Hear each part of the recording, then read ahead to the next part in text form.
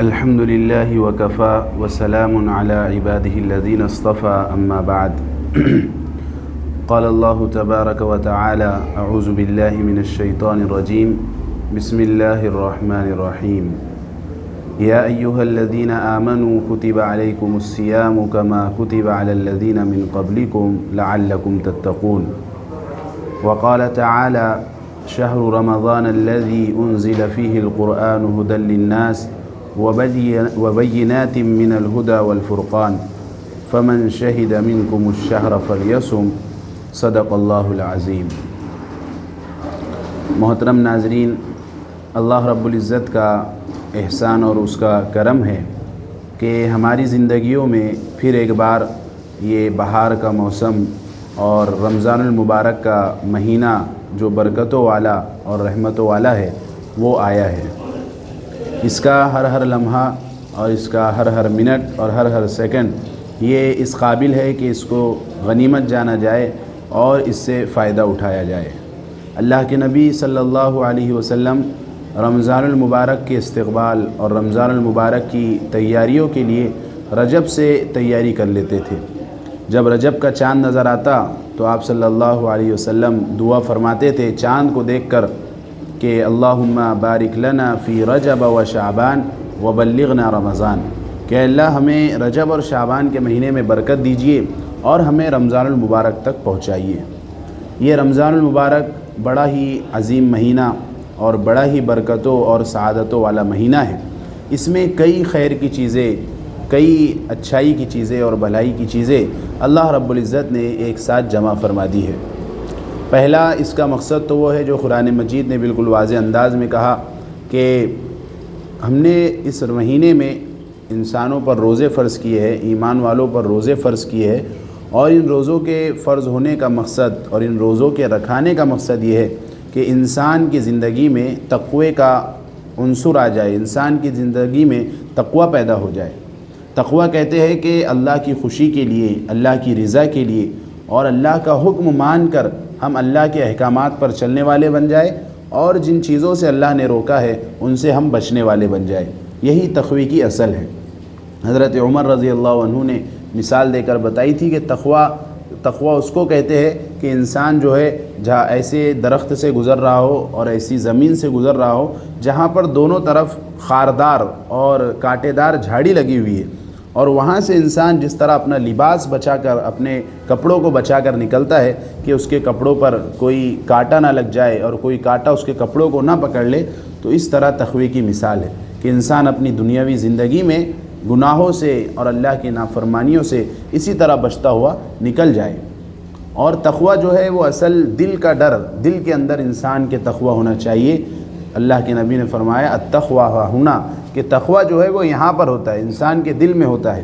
تو انسان کے اندر جب تقوی والی صفت پیدا ہو جائیں گی، اللہ کا ڈر اس کے اندر پیدا ہو جائے گا، تو پھر اس کو دنیا کی کسی سیکیورٹی کی، کسی پولیس کی اور دنیا کے کسی انتظام کی ضرورت نہیں رہے گی۔ جیسے ہم حضرت عمر کے واقعے میں سنتے ہیں کہ جب انہوں نے کہا تھا کہ کوئی شخص دودھ میں پانی نہ ملائے، اور ایک خاتون تھی وہ رات میں اپنی بچی سے کہہ رہی تھی کہ بچی تم جو ہے دودھ میں پانی ملا دو، عمر ابھی کہاں دیکھ رہے ہیں، رات میں کوئی نہیں دیکھنے والا۔ تو اس بچی نے جواب دیا تھا کہ عمر نہیں دیکھ رہے تو کیا ہوا، میرا خدا اور میرا اللہ تو دیکھ رہا ہے۔ تو یہ اصل تقوی ہے کہ انسان چاہے تنہائی میں ہو، چاہے وہ پبلک میں ہو، چاہے اپنے دوستوں کے ساتھ ہو، چاہے اپنے کمرے میں ہو، اس کو اللہ کا ڈر ہونا چاہیے اور اس کے دل میں یہ استحضار ہونا چاہیے کہ اللہ رب العزت مجھے ہر طرف اور ہر جگہ مجھے دیکھ رہا ہے۔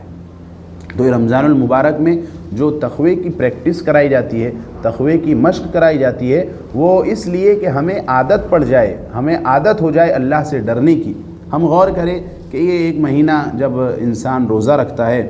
اور اللہ کے حکم کو سمجھ کر وہ جب سحر کا وقت ختم ہو گیا تو کھانا پینا بند کر دیتا ہے، اور جب افطار کا وقت ہوتا ہے تو پھر وہ کھانا پینا شروع کر دیتا ہے۔ تو ایک چھوٹا سا بچہ بھی اگر روزہ رکھ رہا ہے تو اس کے اندر اللہ کا ایسا ڈر ہوتا ہے کہ اگر اس کے سامنے آپ دنیا کا اچھے سے اچھا کھانا اور غذا رکھ دیجئے اور اس کے سامنے اچھے سے اچھا ٹھنڈا مشروب شربت یا جوس رکھ دیجئے، لیکن وہ اس کے قریب نہیں جاتا۔ اس لیے نہیں جاتا کہ اسے پتہ ہے کہ اگر میں نے اس کھجور کا ایک ٹکڑا بھی وقت سے پہلے اپنے منہ میں اتار لیا، یا میں نے ایک گھونٹ پانی پی لیا یا ایک گھونٹ شربت کا پی لیا، تو میرا روزہ ختم ہو جائے گا اور اللہ رب العزت مجھ سے ناراض ہو جائے گا، کیونکہ میرا رب دیکھ رہا ہے۔ تو انسان جو ہے اس روزے کی بڑی حفاظت کرتا ہے اور وہ یہ سمجھتا ہے کہ اللہ رب العزت ہر موقع پر مجھے دیکھ رہا ہے۔ تو جیسے رمضان کے ایک مہینے میں انسان ان تمام چیزوں سے بچتا ہے، تو اسی طرح اس کو یہ عادت ڈالی جا رہی ہے اس پوری زندگی میں آپ کو حرام چیزوں سے آپ کو بچنا ہے۔ تو یہ جو رمضان المبارک ہے یہ اسی لیے ہے تاکہ ہمارے دلوں میں تقوی پیدا ہو جائے، اللہ کا ڈر پیدا ہو جائے، اور جیسی ہماری رمضان المبارک کی زندگی ہے باقی تمام سال کی اور باقی جو ہماری زندگی رہیں گی وہ تمام کی تمام اسی کے مطابق گزرے۔ جیسا کہ ہمارے بڑے علماء نے کہا ہے،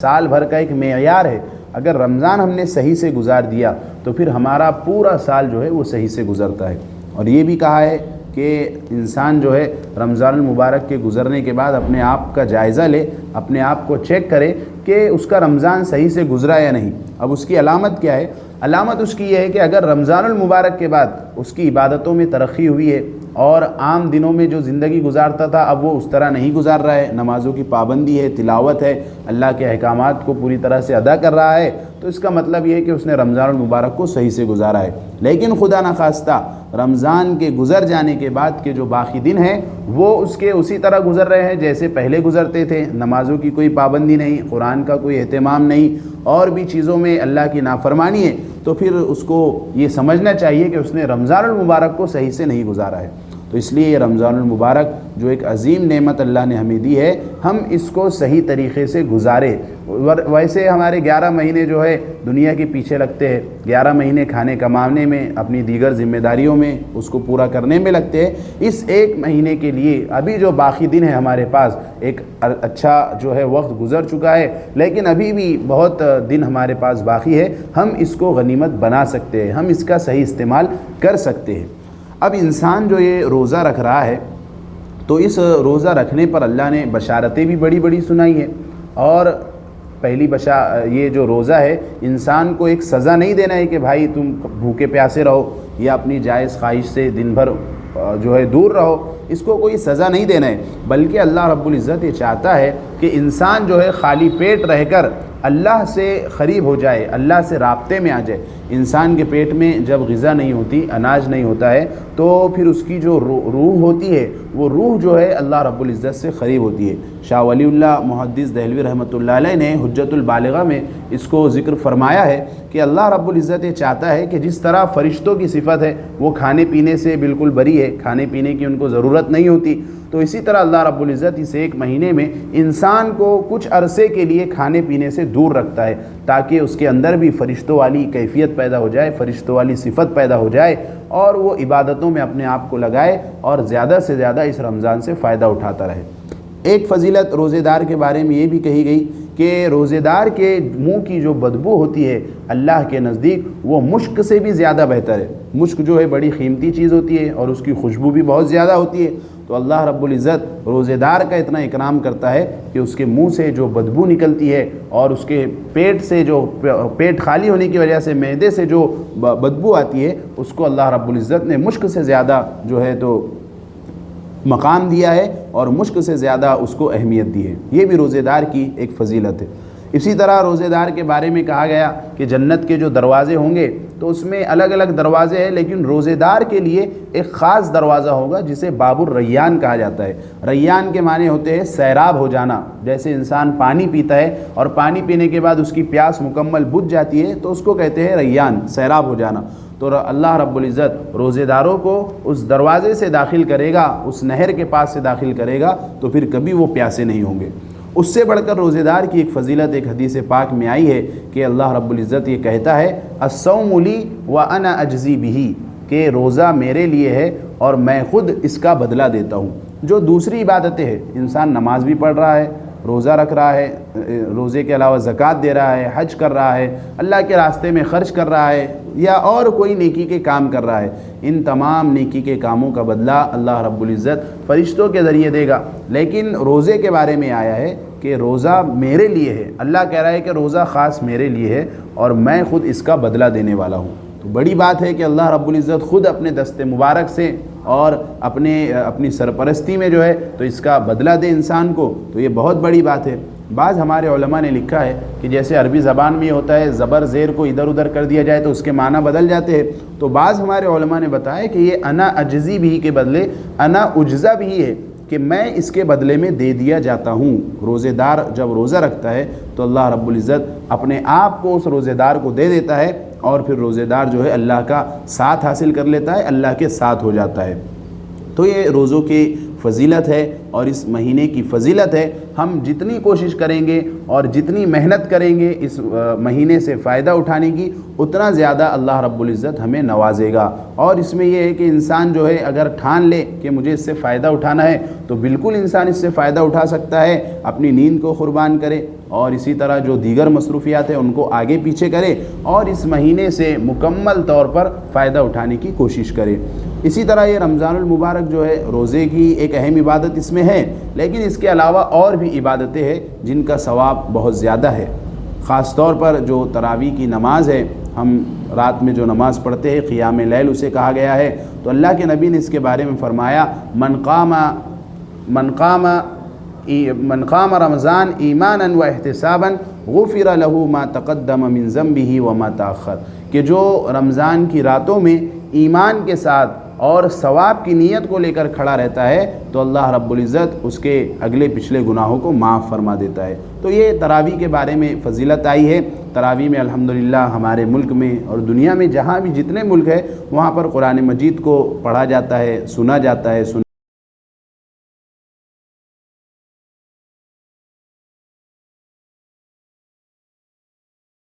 ہے۔ آج ہم دیکھ لیں، خود ہم اپنے آس پاس غور کر لیں کہ کتنی مسجدیں ہیں، وہاں پر ہر مسجد میں قرآن مجید کو مکمل سنایا جا رہا ہے۔ ایک زمانہ ایسا تھا کہ حافظ ملتے نہیں تھے اور لوگ جو ہے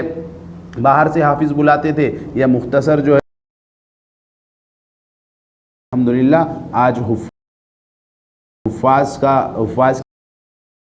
ہے جن کی وجہ سے ہماری نمازوں کی آسانی ہے اور تراویح میں قرآن مجید کو سنا جا رہا ہے اور سنایا جا رہا ہے۔ تو اس تراویح کو بھی ہم اہمیت دیں اور ایسے نہ سمجھے کہ بے دلی کے ساتھ ہم وہاں پر کھڑے ہو جائے اور کبھی پیر دکھ رہے، کبھی بیٹھ گئے اور کبھی رکوع کے وقت آ کر شامل ہو رہے ہیں، اس طرح کی حرکتیں ہم نہ کریں، بلکہ جب دنیا کے لیے ہم گھنٹوں گھنٹوں کھڑے ہوتے ہیں تو اللہ کے دربار میں 1-1.5 گھنٹہ کھڑا رہنا یہ کوئی بڑی بات نہیں ہے۔ وہاں پر ہم کھڑے رہے، قرآن مجید کو سنیں اور اس کے ساتھ ساتھ یہ عمل کریں کہ ہم جو رات میں قرآن پڑھا جانے والا ہے، اگر ہم پڑھنے کی استطاعت رکھتے ہیں تو دن میں کوئی اچھی سی تفسیر جو مستند ہمارے علماء کی لکھی ہوئی ہے یا مختصر ہے تو اس کو ہم دیکھ لیں، تو رات میں جب ہم قرآن کو سنیں گے تو اس کا مزہ جو ہوگا وہ دوبالا ہو جائے گا۔ اس میں جو مزہ آئے گا اس کو بیان نہیں کیا جا سکتا۔ جب بندہ سنے گا امام کے پیچھے کھڑے رہ کر، حافظ صاحب کے پیچھے کھڑے رہ کر، تو پھر اس کو پتہ چلے گا کہ اللہ اس جگہ کیا کہہ رہا ہے، کہاں پر جنت کا تذکرہ آیا ہے، کہاں پر جہنم کا تذکرہ آیا ہے،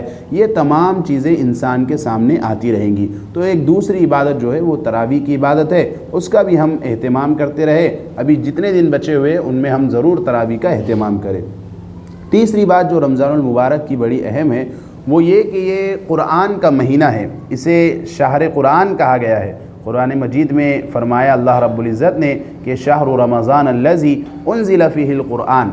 رمضان وہ مہینہ ہے جس میں قرآن کو نازل کیا گیا ہے۔ قرآن کو اللہ رب العزت نے لوح محفوظ سے آسمان دنیا پر نازل کیا اور پھر وہاں سے رسول اکرم صلی اللہ علیہ وسلم پر قرآن مجید کا نزول 23 سال کے عرصے میں ہوا۔ تو اس کی جو ابتدا ہوئی ہے تو وہ علماء نے لکھا ہے کہ جو لوح محفوظ سے آیا وہ بھی لیلۃ القدر میں، اور اسی طرح جو اللہ کے نبی پر دنیا میں آنا شروع ہوا ہے وہ بھی رمضان المبارک کے مہینے میں اس کی شروعات ہوئی ہے۔ اللہ کے نبی کا یہ معمول تھا کہ رمضان المبارک سے پہلے جو ہے حضرت جبرائیل تشریف لاتے تھے اور ہر سال اللہ کے نبی صلی اللہ علیہ وسلم قرآن مجید کا دور کرتے تھے اور حضرت جبرائیل کو قرآن سناتے تھے، اور اس میں اللہ کی طرف سے جو بھی احکامات ہوتے کہ فلاں آیت میں اس طرح کا کریکشن کرنا ہے یا فلاں آیت کو اس طرح لکھنا ہے، فلاں آیت میں یہ لفظ بڑھانا ہے، وہ تمام چیزیں اللہ کے نبی کیا کرتے تھے۔ اور اس کے ساتھ ساتھ رات میں جو نمازوں میں تلاوت کرتے تھے اور تہجد میں اللہ کے نبی جو تلاوت کیا کرتے تھے، تو حدیث میں صحابہ نے نقل کیا ہے کہ کبھی آپ کھڑے ہو گئے تو سورہ بقرہ مکمل پڑھ لی اور کبھی سورہ آل عمران مکمل پڑھ لی۔ یہ اللہ کے نبی صلی اللہ علیہ وسلم کا معمول جو ہے تلاوت کلام پاک کے ساتھ ہوا کرتا تھا۔ تو یہ رمضان کا مہینہ جو ہے اس کو قرآن سے ایک مناسبت ہے، قرآن سے ایک اس کو لگاؤ ہے اور قرآن سے اس کا بہت گہرا کنیکشن ہے۔ تو ہم قرآن مجید کو بھی اس مہینے میں جو ہے زیادہ سے زیادہ تلاوت کرے اور زیادہ سے زیادہ پڑھنے کی کوشش کرے۔ ہمارے علماء کے بارے میں، اسلاف کے بارے میں کتابوں میں لکھا ہے کہ وہ جو ہے قرآن مجید کے اتنے رمضان المبارک میں اتنے قریب ہو جاتے تھے کہ دیگر تمام مصروفیات کو چھوڑ دیتے تھے۔ ایک بڑے محدث اور امام مالک رحمۃ اللہ علیہ ہے، ان کے بارے میں آیا ہے، موطا امام مالک ان کی مشہور کتاب ہے، ان کے بارے میں آیا کہ وہ رمضان المبارک میں حدیث کے پڑھانے کو تھوڑا روک لیتے تھے، موقوف کر لیتے تھے، اور بس دنوں رات جو ہے قرآن مجید کی تلاوت میں اور قرآن مجید کے سمجھنے میں لگا دیتے تھے۔ بہت سے اسلاف کے بارے میں آیا کہ وہ جو ہے رمضان المبارک میں کئی قرآن، کسی نے 30 سے زیادہ کہا، کسی نے 40 سے زیادہ کہا، اتنے قرآن مجید وہ پڑھ لیا کرتے تھے۔ تو ایک مسلمان ہونے کے ناطے ہمارا بھی یہ فریضہ ہے کہ ہم قرآن مجید کو رمضان المبارک میں زیادہ سے زیادہ پڑھیں اور عام دنوں میں بھی قرآن مجید سے ہم لگے رہے۔ عام طور پر یہ ہمارے معاشرے میں ہو گیا ہے کہ قرآن مجید کو صرف ایک برکت کی کتاب سمجھ لیا گیا۔ ہوتا یوں ہے کہ اگر کسی کے گھر کا افتتاح ہو رہا ہے، نیا گھر بنایا تو وہاں پر قرآن کی تلاوت ہو رہی ہے، یا کوئی نئی دکان لی ہے تو وہاں پر قرآن کی تلاوت ہو رہی ہے، یا کسی کا انتقال ہو رہا ہے تو وہاں پر صرف قرآن کی تلاوت کی جا رہی ہے۔ تو انسان نے صرف یہ سمجھا کہ قرآن سے ہم صرف برکت حاصل کریں گے اور خاص موقعوں پر اس کو پڑھیں گے، اور پھر قرآن مجید کو لپیٹ کر ایک اونچی جگہ پر ادب کے ساتھ رکھ دیا جاتا ہے اور سال میں کبھی کبھار اس تک ہاتھ پہنچتا ہے۔ یہ طریقہ جو ہے بالکل غلط ہے۔ صحیح طریقہ یہ ہے کہ ہم قرآن مجید کا روزانہ کچھ نہ کچھ حصہ ضرور تلاوت کریں اور رمضان المبارک میں اس تلاوت کو اور زیادہ بڑھا دے اور زیادہ اس میں شوق و ذوق کے ساتھ حاضر رہے، اور سب سے پہلے یہ بات ہمارے ذہن میں رہے کہ ہم قرآن مجید کو صحیح طریقے پر پڑھیں اور قرآن مجید کو پڑھنا سیکھیں۔ اب زمانہ ترقی کر رہا ہے، ہر جگہ جہاں بھی مسجد ہے، جہاں بھی مکتب ہے، وہاں پر تجوید کے ساتھ قرآن مجید کو پڑھا جاتا ہے اور بچوں کو سکھایا جاتا ہے۔ لیکن ابھی سے کچھ سال پہلے تک یہ معاملہ تھا کہ تجوید کا اتنا بول بالا نہیں تھا اور تجوید پر اتنی دھیان اور توجہ نہیں دی جاتی تھی۔ تو ہمارے جو پرانے زمانے کے لوگ پڑھے ہوئے ہیں یا کچھ سال پہلے کے لوگ پڑھے ہوئے ہیں، تو ابھی بھی ان کے پاس اس طرح کی تجوید نہیں ہے اور اس طرح کی غلطیاں قرآن کے پڑھنے میں ہو جاتی ہے، تو سیکھنے اور سکھانے کی کوئی عمر نہیں ہوتی۔ تو ہم کسی بھی عمر میں جو ہے قرآن مجید کو سیکھ سکتے ہیں اور اس کو اچھے سے اچھا پڑھنے کی کوشش کر سکتے ہیں۔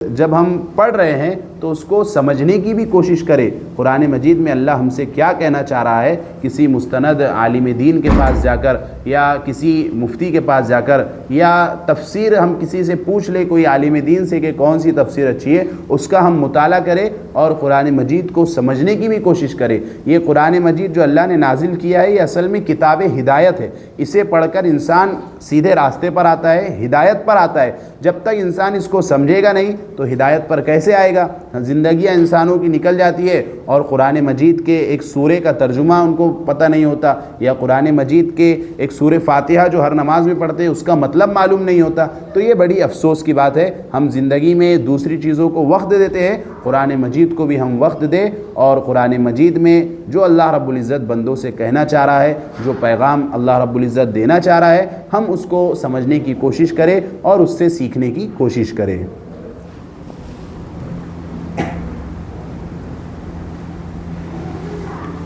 اسی طرح رمضان المبارک کی ایک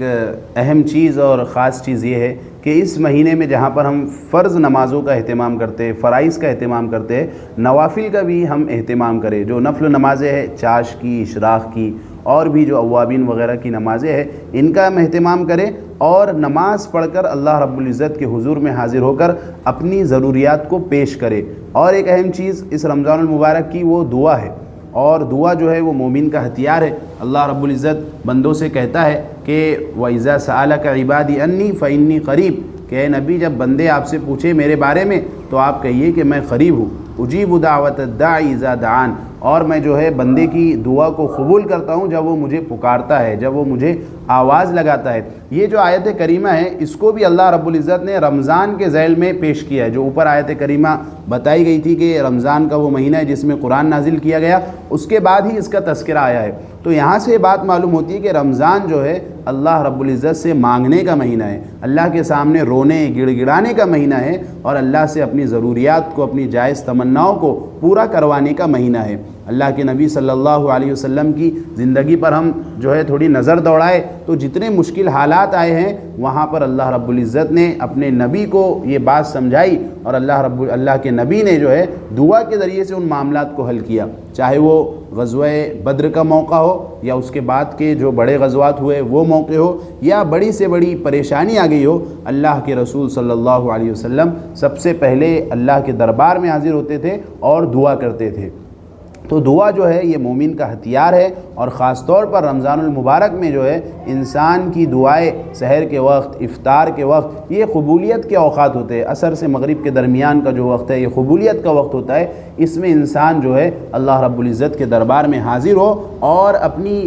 بے بسی کو، اپنی عاجزی کو اللہ کے سامنے پیش کرے، اپنے لیے، اپنے مسلمان بھائیوں کے لیے، اور جہاں پر بھی ہمارے بھائی جو ہے ستائے جا رہے ہیں ان کے لیے ضرور دعائیں کرے۔ دعا ہی ایک ایسی چیز ہے جس کے ذریعے سے ہم اللہ رب العزت کی ڈائریکٹ مدد حاصل کر سکتے ہیں۔ صحابہ اکرام کا بھی یہ معمول تھا، اللہ کے نبی نے یہ عادت ان کو ڈالی تھی، جب بھی کوئی پریشانی ہوتی وہ 2 رکعت نماز پڑھتے اور دعا کرتے اور اپنی ضرورت کو اللہ رب العزت سے پوری کرا لیا کرتے تھے۔ آج ہوتا یہ ہے کہ ہم پر کوئی مصیبت آتی ہے تو ہم اس مصیبت کو دور کرنے کے لیے دنیا میں دیکھتے ہیں کہ کہاں جا کر ہماری یہ مصیبت ختم ہوگی۔ ہر در پر ہم چکر لگاتے ہیں کہ فلاں صاحب سے معاملہ حل ہو جائے گا، فلاں صاحب کے پاس اچھا پاور ہے، اور فلاں صاحب جو ہے ہماری پریشانی کو دور کر دیں گے، اس کی ہم کوشش کرتے ہیں۔ لیکن جو تمام بادشاہوں کا بادشاہ، تمام دینے والوں کا دینے والا ہے، ہم اس کو بھلا دیتے ہیں، ہم اس کو بھول جاتے ہیں۔ لہٰذا سب سے پہلے ہماری نظر جو ہے وہ اللہ رب العزت پر جانی چاہیے۔ کوئی مصیبت آ جائے، کوئی پریشانی آ جائے،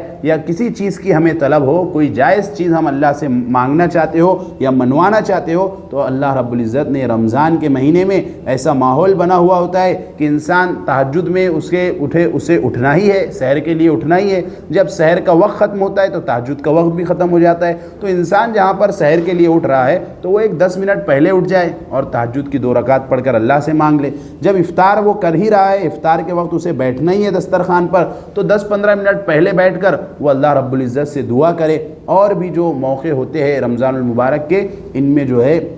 انسان اللہ رب العزت سے دعا کرے اور دعا کر کے اپنے مسائل کو حل کرنے کی کوشش کرے۔ آج ہم دنیا پر نظر دوڑائے کہ ہم خود اس ہمارے ملک میں ہماری حالت کیا ہے، اور ہمارے جو مسلمان بھائی ہیں پورے عالم میں ان کی کیا صورتحال ہے۔ اس صورتحال کو بدلنے کے لیے جہاں پر ہمیں اپنے اعمال کو بدلنے کی ضرورت ہے، اسی کے ساتھ ساتھ ہمیں دعاؤں کا اہتمام کرنے کی ضرورت ہے۔ تو ہم دعاؤں کا جو ہے ضرور اہتمام کریں۔ ایک اور خاص چیز جو ہے رمضان المبارک کے ساتھ جو ہے وہ انفاق ہے، خرچ کرنا ہے، اللہ کے راستے میں خرچ کرنا ہے۔ ہمارے مسلمانوں کی اکثریت جو ہے اس مہینے میں اپنی زکوٰۃ نکالتی ہے، زکوٰۃ ادا کرتی ہے، اور بھی جو ہے ہمارے جو نفلی صدقات ہوتے ہیں یا چلتے پھرتے جو لینا دینا ہوتا ہے وہ بھی کرتے رہتے ہیں۔ تو ہم اس کا بھی ضرور اہتمام کریں۔ یہ رمضان المبارک جو ہے روزہ انسان کو رکھایا جا رہا ہے، اس کے بارے میں اللہ کے نبی نے کہا کہ یہ غمخواری کا بھی مہینہ ہے۔ غمخواری کا مطلب یہ ہے کہ ہم جب بھوکے اور پیاسے رہ رہے ہیں تو ہمیں تھوڑا احساس ہونا چاہیے کہ ہمارے جو بھائی ہے عام دنوں میں جنہیں کھانے پینے کے لیے نہیں ملتا وہ کیسی زندگی گزارتے ہوں گے، اور جہاں پر ہم افطار میں اپنے لیے 10 قسم کی چیزیں تیار کر رہے ہیں تو ہمارے پڑوسی کے لیے، ہمارے غریب بھائیوں کے لیے اور ہمارے رشتہ داروں کے لیے جن کے پاس وہ چیزیں میسر نہیں ہے 2-3 چیزیں ان تک بھی پہنچانے کی ہم کوشش کریں، تو اس طرح سے ان کی غمخواری بھی ہو جائیں گی اور ان کا ہم کچھ ساتھ بھی دے سکیں گے۔ اور خاص طور پر زکوٰۃ کے بارے میں تو جو وعیدیں آئی ہے، اگر کوئی زکوٰۃ نہیں نکالتا ہے تو اللہ رب العزت اس کو جب اس کی پکڑ فرمائے گا، اس کے سونے اور چاندی کو اور جو کچھ اس کے پاس مال رہا ہوگا اس کو جہنم کی آگ میں تپایا جائے گا، اور اس سے جو ہے اس کی پیشانی کو، اس کے بازو کو اور اس کی پیٹھ کو داغا جائے گا اور کہا جائے گا کہ یہ وہ تمہارا مال ہے جو تم بچا بچا کر رکھتے تھے اور اللہ کے راستے میں خرچ نہیں کرتے تھے۔ تو جہاں پر ہم رمضان میں روزہ رکھ رہے ہیں، تراویح پڑھ رہے ہیں، تو ہم یہ بھی معلوم کرنے کی کوشش کریں کہ زکوٰۃ ہم پر فرض ہوتی ہے نہیں ہوتی ہے۔ زکوٰۃ کا جو نصاب ہے 52.5 تولہ چاندی یا 7.5 تولہ جو سونا ہوتا ہے، یا